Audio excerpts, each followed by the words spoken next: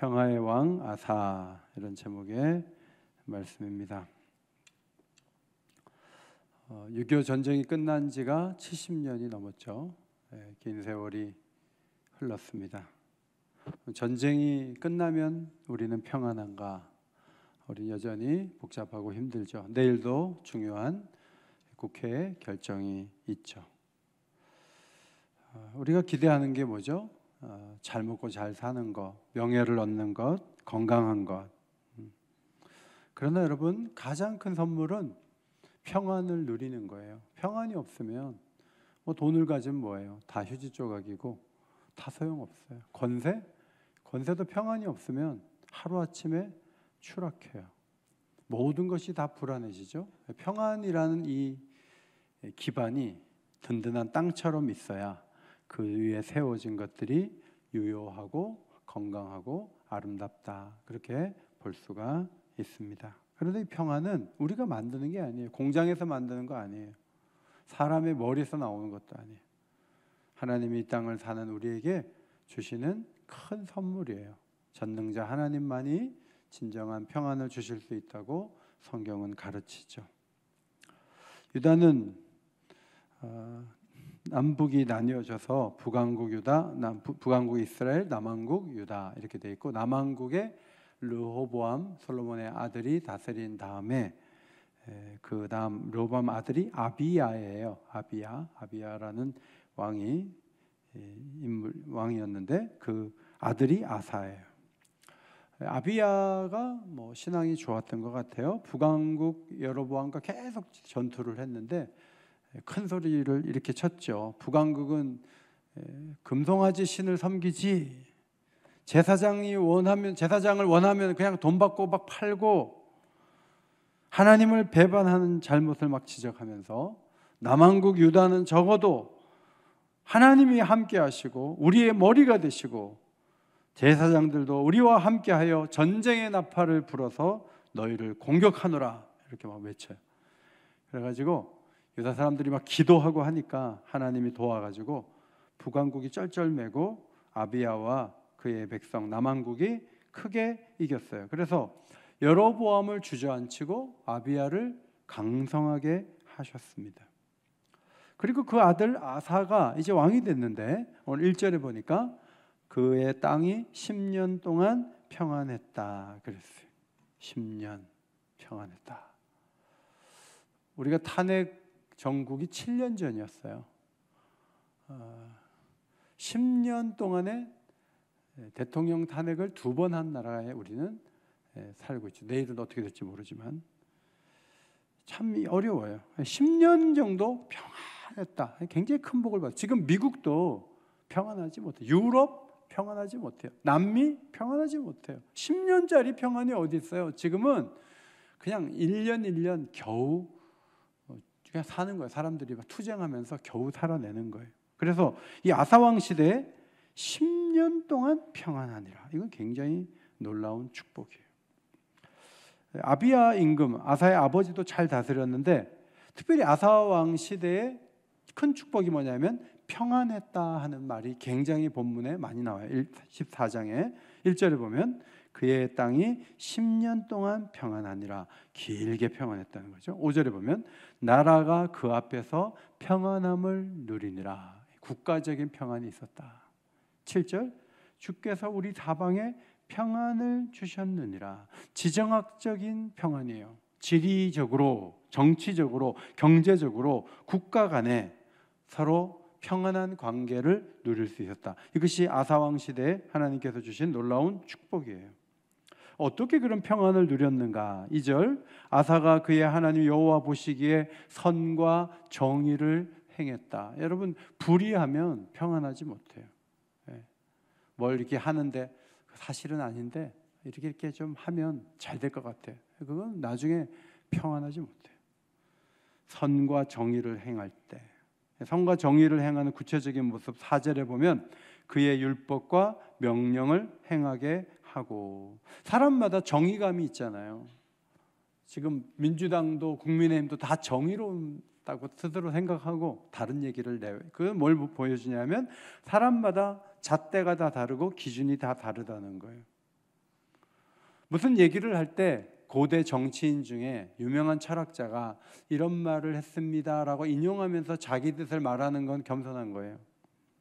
대부분의 사람들은 내 생각에는 이렇게 나오죠. 근데 그 생각은 사람마다 다르고 휘어져 있고 굽어져 있고 안 좋은 경우가 많아요. 그래서 우리가 하나님의 정의를 행하는 가장 중요한 것은 율법에 근거하는 거예요. 하나님 말씀에 근거하는 거예요. 그래서 4절에 그의 율법과 명령을 행하게 하고 그랬죠. 하나님은 율법과 그의 명령을 행하는 것을 기뻐하시죠. 그래서 율법을 잘 지키기 위해서 여호수아는 가나안 땅에 들어가기 전에 백성들에게 이렇게 말하죠. 이 율법책을 내 입에서 떠나게 하지 말며 주야로 그것을 묵상하여 그 안에 기록된 대로 다 지켜 행하라. 그리하면 내 길이 평탄하게 될 것이며 내가 형통하리라. 이건 여호수아에게 주신 말씀이고 여호수아가 백성들에게 하고 싶은 얘기죠. 하나님 말씀을 묵상하고 다 지켜 행하면 평안하게 되고 평탄하게 되고 형통하게 된 거예요. 그게 평안이에요. 하나님 말씀이 없으면 어떻게 하죠? 유혹에 자꾸 빠지죠. 진짜와 가짜가 바뀌죠. 사람들 앞에서 하는 척하면서 뒤로 안 하죠. 율법을 겉모양은 하지만 속으로는 정신은 따라가지 않죠. 인위적인 방법을 사용하죠. 정말 평안한 길을 걸어가는 방법은 율법을 잘 알고 율법대로 살아가는 거예요. 아사는 어떻게 하면 하나님 기뻐하는지를 잘 알았어요. 4절 유다 사람에게 명하여 그 조상들의 여호와를 찾게 하며 왕이지만 종교인이 아니지만 하나님 찾으라는 거예요. 하나님께 기도하고 하나님 주신 말씀을 받고 하나님께 가까이 하도록 계속 사람들을 초대하고 동시에 뭘 했냐면 우상을 따라합시다. 우상을 없애고 깨뜨리고 찍었습니다. 우상을 하나하나 없애고 깨뜨리고 찍고 유다 모든 성읍에 있는 산당과 태양상을 다 없앴어요. 아비야 아버지 시대에도 하나님 배반하지 않고 승리했어요. 그런데 사실은 집집마다 우상들이 있었던 것 같아요. 동네마다 마을마다 태양상 산당을 놓고 섬겼던 것 같아요. 그쪽으로 마음이 기울었던 거죠.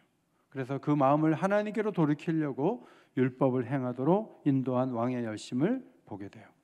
우리가 신앙생활을 하면서 주의해야 될 게 뭐냐면 하나님만 잘 섬기는 거예요. 하나님만 잘 섬기는 거예요. 버려야 될 많이 튀긴 기름에다가 신선한 우유를 부어서 마실 수 없어요. 섞으면 먹을 수 없어요. 아니 상하지 않아도 짜장면하고 짬뽕하고 섞어서 먹을 수 있는 에스라 지체들 있어요? 짜장면하고 짬뽕하고 거기다가 울면까지 섞어가지고 먹을 수 없어요. 하나님은 우상 숭배도 하고 하나님도 섬기는 걸 너무너무 싫어하시는 분이에요. 그런데 많은 시대에 정치 지도자들이 우상도 섬기고 하나님도 섬기고 우리 그러잖아요. 정치인들이 이제 투표할 때 되면 우리 교회에 왔다가 이렇게 조금 이제 어디로 가세요? 그러면 이번에 조계사로 갑니다. 조계사로 넘어가고 사람들이 막 찾아다니잖아요. 그래서 한 표만 부탁하고 그러잖아요. 하나님 그런 거 싫어하세요. 열왕기하 17장 34절에 그들이 오늘까지 이전 풍속대로 행하여 여호와를 경외하지 아니하며 또 여호와께서 이스라엘이라 이름을 주신 야곱의 자손에게 명하신 율례와 법도와 계명을 준행하지 아니하는도다. 이 평안이라는 것은 하나님 주시는 선물인데 말씀을 따르는 자에게 주시는 소중한 선물이에요. 자, 이사야 8장 20절을 앞에 보시고 한번 읽겠습니다. 시작.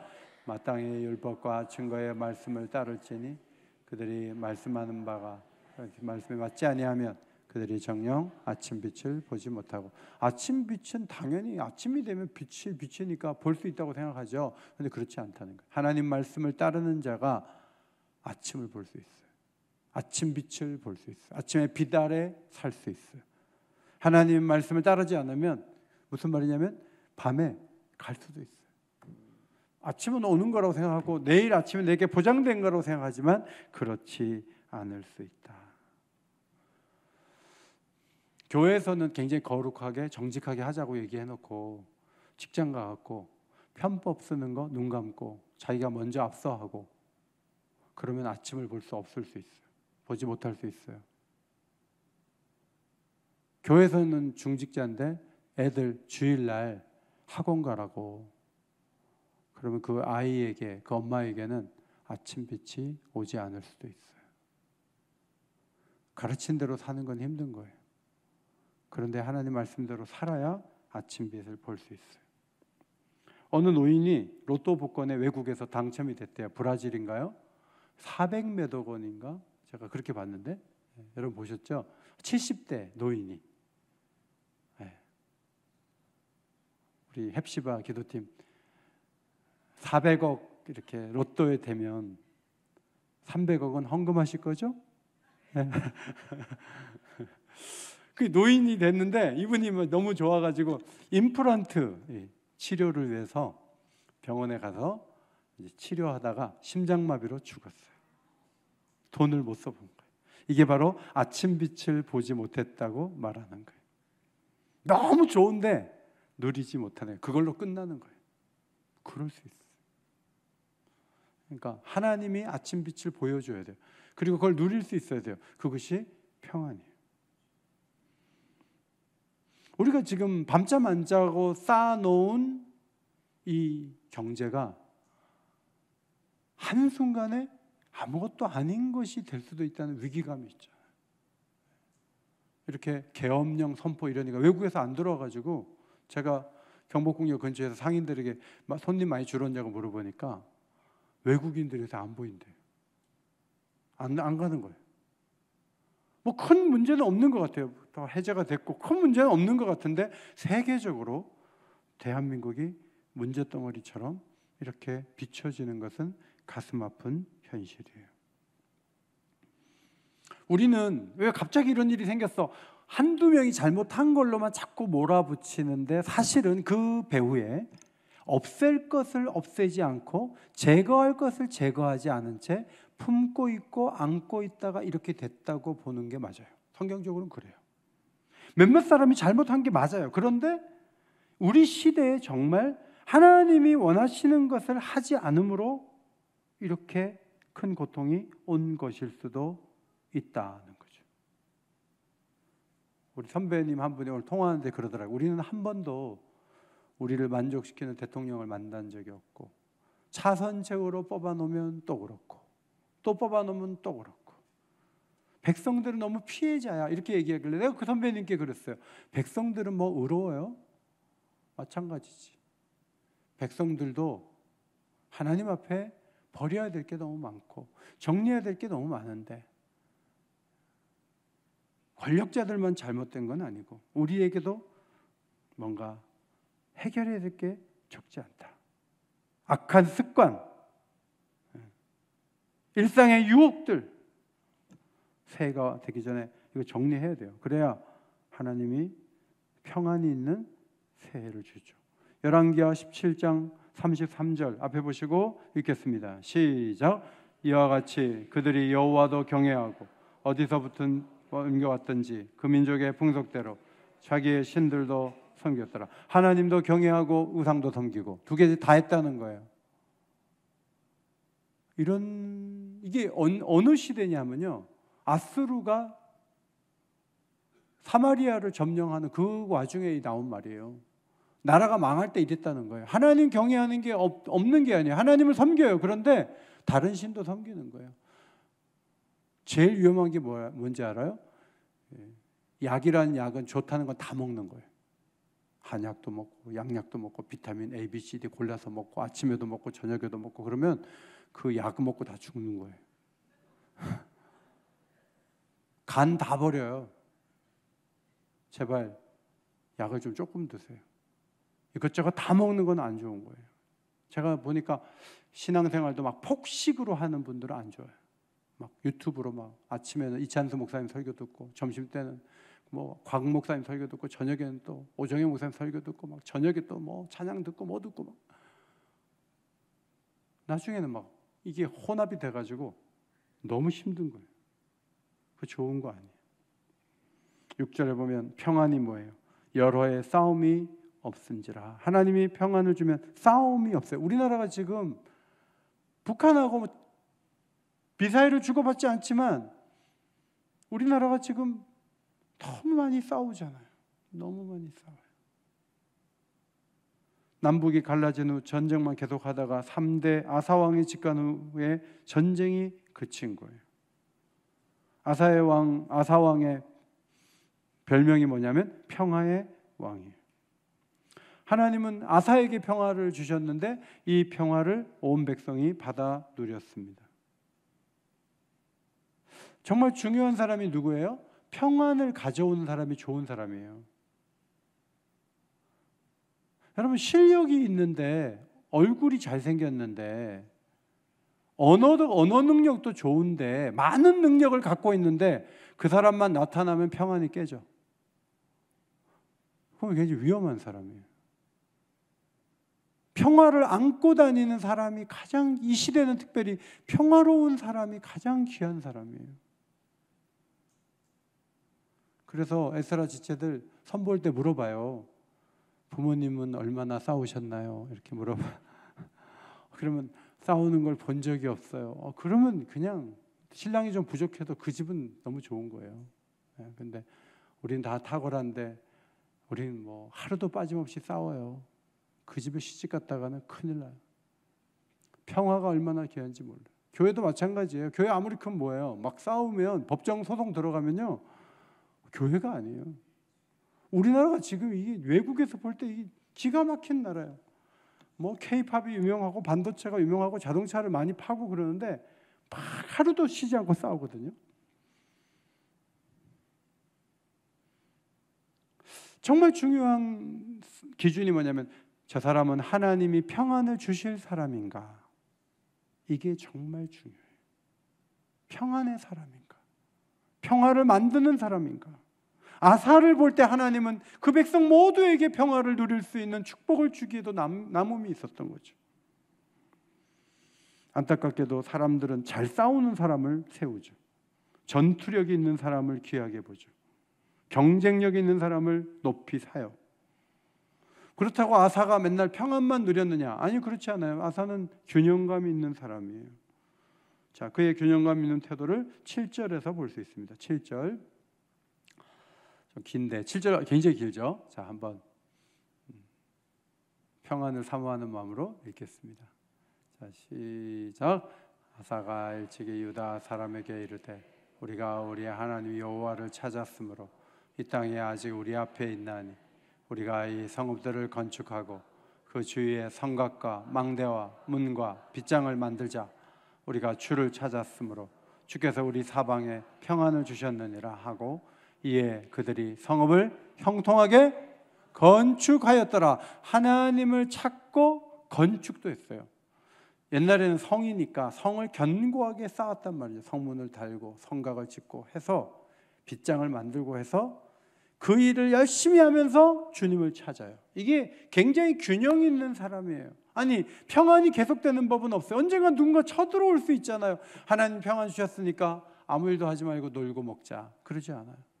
미래의 위기를 대비하여서 철저하게 건축하는 사람을 보게 돼요. 평안이 뭐냐? 하나님을 잘 찾고 미래를 위해서 성읍을 견고하게 세우는 이 두 가지를 같이 할 때 평안이 유지될 수 있는 거예요. 제가 어떤 집사님께 들었어요. 목사님, 우리 아들이 시험 보러 가는데 아침에, 어제는 열심히 공부하더니 아침에 성경을 한 장 읽고 가더라고요. 얼마나 이쁜지 몰라요. 그래요. 저도 그 얘기 들으면서 야, 그 학생 참 귀하다, 그 생각이 들어요. 지금 시험 볼 내용 한 줄 더 보기 바쁠 텐데 그 성경 한 장 보는 거 쉬워요. 그런데 하나님 말씀을 한 장 읽고 가야 되겠다는 생각이 들었던 것 같아요. 그거죠. 성경만 어제 많이 보고 시험 준비 하나도 안 하는 건 균형이 없는 거예요. 어제 열심히 공부해요. 아침에도 했어요. 그러나 학교 가기 전에 성경 한 장 읽고 기도하고 가는 그 학생의 태도, 저는 귀하다고 봐요. 이게 바로 균형 있는 평안을 지키는 길이라는 거죠. 평안의 사람들은 다 이 균형을 갖고 있어요. 다니엘서 6장 4절에 보면 다니엘을 좀 고발하려고 주변의 관리들이 막 왕 앞에 와갖고 얘기하지만 뭐 있어야죠. 아무 근거, 아무 허물도 없어. 충성되어 아무 그릇됨도 없고 아무 허물도 없음이더라. 뭐 너무너무 영수증 정리도 잘해놓고 너무너무 일을 잘하는 거예요. 뭘 걸 수가 없어요. 그래가지고 30일 동안 왕이 아닌 어떤 신에게 절하거나 기도하거나 하면은 그 잡아들이자 이런 법을 왕을 갖다 이렇게 설득을 해서 그 법을 통과를 시켰어요. 그리고 나서 다니엘이 기도하는가 봤는데 다니엘이 어떻게 했느냐면 다니엘서 6장 10절 앞에 보시고 읽습니다. 시작. 다니엘이 이 조서에 왕의 도장이 찍힌 것을 알고도 자기 집에 돌아가서는 윗방에 올라가 예루살렘으로 향한 창문을 열고 전에 하던 대로 하루 3번씩 무릎을 꿇고 기도하며 그의 하나님께 감사하였더라. 아니 조서는 그렇게 기도하면 잡아가는 지금 법이 통과된 거예요. 그런데 문을 닫고 하면 되잖아요. 그런데 문을 열고 해요. 한치도 퇴보하지 않아요. 후퇴하지 않아요. 자기를 열심히 하는데 하나님에 대한 성실함을 무너뜨리지 않아요. 내일 국회에서 중요한 투표가 오후 4시에 있어요. 어떤 사람은 그것 때문에 오늘 금요기도에 안 나왔어요. 내일 너무나 중요한 국회 회의가 있기 때문에 오늘 금요기도에 가기에는 조금 부담스럽다. 여러분 그런 분들은 하루 3번씩 창문을 열어놓고 기도할까요? 기도하기 어려워요. 결국 법에 걸려서 사자굴에 던져져요. 자, 나중에 하나님이 사자 입을 봉하시고 나중에 건져내셨죠. 그래가지고 다리오 왕이 너무 감동해가지고 이렇게 고백하는 내용이 다니엘서 6장에 나와요. 다니엘의 하나님 그는 살아계신 하나님이시오 영원히 변하지 아니하실 이시며 그의 나라는 멸망하지 아니할 것이요 그의 권세는 무궁할 것이며 그는 구원도 하시며 건져내기도 하시며 하늘에서든지 땅에서든지 이적과 기사를 행하시는 이로써 다니엘을 구원하여 사자의 입에서 벗어나게 하셨음이라 하였더라. 다니엘이 안전하게 사자굴에서 나왔어요. 그래서 6장 마지막 절은 이렇게 돼 있어요. 이 다니엘이 다리오 왕의 시대와 바사 사람 고레스 왕의 시대에 어떻게 됐다? 형통하였더라. 평안하고 형통하는 비결이 뭔지 아세요? 하나님에 대해서 뒤로 물러서지 않고 자기 영역의 일들을 철저히 감당하는 거예요. 이 두 가지를 하는 직장인들은 형통할 수 있어요. 왕이 바뀌어도 형통한 길을 걸어갔죠. 그런데 이제 그 뒤에 9절 말씀부터 보니까 구스세라라는 왕이 100만 명을 데리고 침공을 해요. 병거 300대, 스바다 골짜기에 전열을 갖춰요. 유다 지파는 30만, 베냐민 지파 28만, 58만 명인데 2대1로 싸워야 되고 저쪽은 병거가 있잖아요. 그러니까 이게 전력이 안 맞는 거예요. 아니 대비를 안 했느냐? 아니요, 아사가 나름대로 대비를 열심히 했어요. 그런데 일이 터졌는데 막을 수가 없이 일이 터져버린 거예요. 보통 일이라는 게 그래요. 보험도 들어요. 여유 자금도 만들어요. 아는 사람도 사귀어놔요. 그런데 일이 터졌는데 그걸로는 안 돼. 그럴 때가 많아요. 우리가 어느 정도는 대비한다고 생각을 하며 살지만 일이 터지고 나면요, 우리 손에서 안 되는 일이 너무너무 많아요. 아사도 그런 충격적인 일을 당했어요. 그때 아사는 군사적으로 조금 어렵지만 기도해야 되겠다. 하나님 찾는 사람이니까 유명한 기도문, 아까 여러분이 읽었지만 11절을 같이 한번 큰 소리로 읽어주십시오. 그리고 여러분이 대표 기도를 할 때 이 기도문을 좀 한 번씩 읽으세요. 너무나 힘이 되는 기도문이에요. 앞에 보시고 같이 한번 읽습니다. 시작. 여호와여, 힘이 강한 자와 약한 자 사이엔 주밖에 도와줄 리가 없사오니 우리 하나님이 여호와여, 우리를 도우소서. 우리가 주를 의지하오며 주의 이름을 의탁하옵고 이 많은 무리를 치러 왔나이다. 여호와여, 주는 우리 하나님이시오니 원하건대 사람이 주를 이기지 못하게 하옵소서 하였더니. 강한 자는 누구예요? 구수 100만. 약한 자는 누구예요? 아사의 군사들. 그러면 약한 자 도와줄 사람이 어디 있어요? 이렇게 싸우면요, 보통 강한 편 들어요. 약한 쪽 절대 손들지 않아요. 강한 쪽을 이렇게 봐가지고 그쪽으로 붙어요. 그게 사람이에요. 그런데 하나님은 그렇지 않다. 하나님은 약한 쪽에 손을 들어줄 수 있는 분이다. 우리 하나님 여호와여, 우리를 도우소서. 우리가 주를 의지하며 주의 이름을 의탁하고 이 많은 무리를 치러 왔나이다. 여러분, 지금 100만 명을 그보다 적은 아사의 군대가 치러 왔다고 고백해요. 얼마나 믿음이 강한지 몰라요. 근데 하나님이 도우시죠. 그래서 여호와께서 구스 사람들을 아사와 유다 사람들 앞에서 치셨어요. 그래서 구스 군사 중에 살아남은 자가 없었다 하는 거죠. 그리고 큰 승리를 얻고 많은 노량물을 얻게 되었습니다. 사진을 하나 보시겠습니다. 제가 일렬로 이렇게 건 데가 스바다 골짜기예요. 구스 군대가 밑에서부터 이렇게 올라왔어요. 많은 구스 군대의 전리품을 갖고 이제 예루살렘으로 가면 돼요. 근데 하나님이 주변에 이쪽 밑으로 이 블레셋 사람들이 사는 데거든요. 저 밑에 그랄까지 마을들을 전부 두렵게 만들었어요. 근데 그걸 어떻게 아사가 알고 밑으로 내려가면서 마을들을 다 치는 거예요. 쳐가지고 완전 점령을 하고 전리품을 싹 모아가지고 예루살렘으로 가게 됐다. 그런 말씀이에요. 하나님의 평안은요, 승리에 승리를 더하시고 노량물에 전리품을 더해서 갖고 가는 축복이에요. 이것이 하나님의 놀라운 은혜예요. 자, 예수님도 이런 말씀을 하셨어요. 마태복음 25장 29절 앞에 보시고 읽습니다. 시작. 무릇 있는 자는 받아 풍족하게 되고 없는 자는 그 있는 것까지 빼앗기리라. 여러분, 하나님 말씀대로 살면 더 풍족하게 부어주실 줄 믿습니다.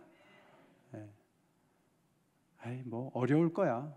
어려울 걸 예상하고 어려울 걸 전제로 하고 살아야지. 더 어려워질 줄 믿습니다.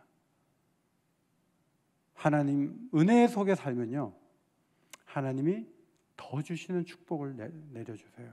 우리가 사실 코로나 때 그런 걸 경험했어요. 코로나 때 하나님 말씀에 순종했어요. 순종하고 코로나 때 은혜를 많이 받았어요. 하나님이 오히려 더 풍성하게 하시는 은총을 우리에게 주셨어요. 아사라는 왕이 39년을 다스렸어요. 그런데 그 39년 동안에 북왕국은 나답, 바사, 엘라, 시므리, 오므리, 아방 2년 이렇게 해가지고 자그마치 6 왕이 통치를 하는데 맨날 불안하고 맨날 왕 바뀌고 맨날 그러는 거예요. 그런데 남왕국은 39년 동안 아사가 잘 다스렸어요. 왜? 평안하게 도와주시니까. 평안하게 도와주시니까. 자, 14장 1절 그의 땅이 10년 동안 평안했다. 15장 10절 전쟁 후에 하나님이 또 영적인 부흥을 일으키려고 이렇게 했을 때 사람들이 모였을 때 제 15년 셋째 달이에요. 그 다음에 15장 19절 아사왕 제 35년까지 다시는 전쟁이 없으니라. 평안이 여러분 10년짜리만 해도 너무나 좋은데 35년의 평안을 주신 거예요. 구스하고 싸웠잖아요. 그거는 선물 주려고 하나님이 하나님의 능력을 경험하라고 축복의 전쟁을 한 거죠. 아사는 35년 동안은 평안을 누렸어요. 저는 이 구스와의 싸움, 그 다음에 그랄까지 침공하고 이제는 뭐 편안하네. 그런데 하나님이 선지자를 보내시죠. 아사랴 선지자를 찾아가게 해서 하나님을 만나라. 너희가 여호와와 함께하면 하나님이 너희와 함께 하실 것이다. 너희가 만일 그를 버리면 그도 너희를 버릴 것이다. 이렇게 선지자가 경고를 해요. 그러면서 선지자가 뭐라고 그러냐면 역대하 15장 3절 이스라엘에는 참 신이 없고 가르치는 제사장도 없고 율법도 없은 지가 오래됐다고 지적해요. 이상하죠? 구스와 싸울 때 뭔가 잘해가지고 축복을 받은 걸로 알았는데 하나님의 예리한 눈으로 볼 때 남왕국 유다도 많이 망가진 거예요. 참신을 섬기지 않아요. 제사장이 제대로 가르치지도 않아요. 율법도 없은 지가 오래됐어요. 이게 교회의 모습일 수도 있어요. 뭔가 하고 있는 것 같은데 뭔가 제대로 되지 않는 부분이 많이 보이고, 그러니까 좀 변화를 촉구하는 거죠. 그래서 마음을 강하게 해가지고 왕이 일어나가지고 가증한 것들을 다 없앴어요. 그 다음에 예배를 드려요. 예배를 드리는데 11절을 보세요. 11절. 그날에 노력하여 온 물건 중에서, 자, 소를 몇 마리? 700마리. 양을 몇 마리?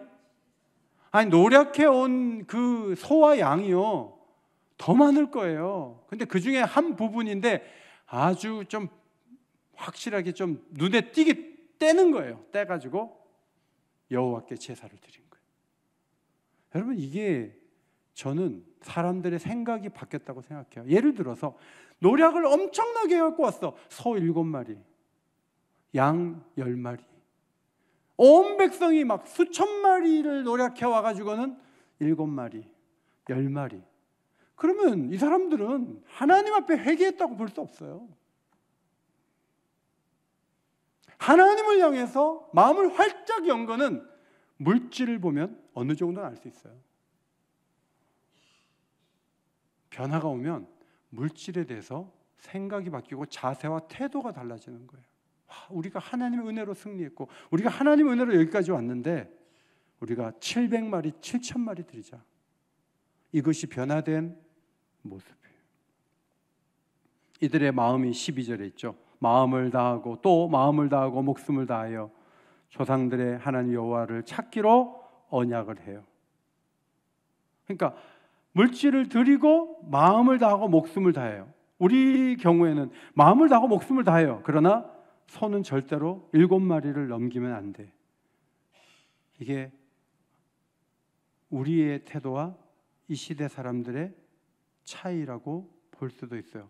아사 왕은 이렇게 얘기해요. 여호와를 찾지 않으면 누구든지 죽이는 것이 마땅하다. 굉장히 강력하게 백성들을 이끌어가요. 그래서 무리가 한 마음으로 뜻을 다하여 하나님을 찾아요. 그래서 역대하 15장 15절을 보겠습니다. 여호와께서도 그들을 만나 주시고 그들의 사방에 뭘 줬다? 평안을 주셨다. 유다 온 땅에 평안을 주셨다. 예수님께서 성령께서 모든 것을 가르치시고 내가 말한 모든 것을 생각나게 하실 것이라고 약속하시면서 주시는 말씀이 요한복음 14장에 나오죠. 평안을 너에게 끼치노니 곧 나의 평안을 너에게 주노라. 내가 너에게 주는 것은 세상에 주는 것 같지 아니하니라. 너희는 마음에 근심하지도 말고 두려워하지도 말라.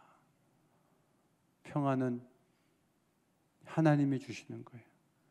예수님이 우리에게 주시는 가장 큰 축복은 평안인 줄 믿습니다. 기도하면요, 일단 여기서 받아갈 수 있는 게 평안이에요.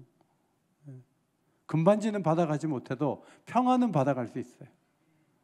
기도하고 평안을 우리가 누릴 수가 있는 거죠. 이 평안은 말씀이 기억나서 순종할 때 찾아와요. 성령이 주시는 선물이어서 근심과 두려움을 이기게 해요. 자, 성령은 어떻게 하죠? 로마서 8장 6절에 육신의 생각은 사망이요 영의 생각은 생명과 평안이라. 우리가 생각하는 건 자꾸 파괴적인 거, 안 되는 거, 불길한 거, 이런 거 너무 많이 생각하죠. 성령은 생명과 평안의 생각을 갖게 하죠. 디모데전서 2장 2절 마지막으로 보입니다. 임금들과 높은 지위에 있는 모든 사람을 위하여 하라. 이는 우리가 모든 경건과 단정함으로 고요하고 평안한 생활을 하려 함이라. 어떤 분이 저한테 전화했어요. 막 울면서, 목사님, 제가 윤 대통령을 위해서 기도해야 되나요? 이러고 울면서 저한테 전화하셨어요. 제가 기도하지 마세요. 이제는 막 이렇게 얘기할 수는 없잖아요. 그래서 기도해 주세요. 얼마나 나라가 어렵고 힘든데 정치 리더들을 위해서 기도해 주셔야죠. 제가 그렇게 얘기했어요. 지도자가 오판하고 이기적으로 계산하고 자기중심적으로 막 움직이면요, 우리 사회는 치명적 결과를 피할 수가 없어요. 우리가 아무리 잘해도 다 흔들어 놓고 하면 가진 것 다 사라질 수도 있어요. 그래서 우리 지도자들이 더 신중하게 희생적인 판단을 하면서 하나님을 찾고 도우심을 구하는 자리에 나가야죠. 그 일을 위해서 기도해야 돼요. 아사 왕은 35년 동안 놀라운 평안을 누리는 왕이었습니다. 그런데 예수님은 35년이 아니라 영원히 우리를 평안하게 하실 수 있는 왕이신 줄 믿습니다. 큰 왕이 예수님이에요. 우리는 오늘도 예수의 이름으로 기도하기에 왔어요. 평안의 선물을 받아들고 그분을 높이고 평화를 세상에 전할 수 있는 우리 모두가 되기를 예수의 이름으로 축원합니다.